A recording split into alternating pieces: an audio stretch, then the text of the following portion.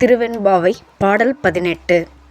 அண்ணாமலையான் அடிக்கமலம் சென்றிறைஞ்சும் விண்ணோர் முடியின் மணித்தொகை வீறு அற்றாற்போல் கண்ணார் இரவிக் கதிர்வந்து கார்கரப்ப தன்னார் ஒளி மயங்கி தாரகைகள் தாம் அகலப் பெண்ணாகி ஆனாய் அளியாய் பிறங்கொளிசேர் விண்ணாகி மண்ணாகி இத்தனையும் வேறாகி கண்ணார் அமுதாய் நின்றான் கழல் பாடி பெண்ணே இப்பூம்புனல் பாய்ந்து ஆடலோர் என்பாவாய். பாடலின் விளக்கம்.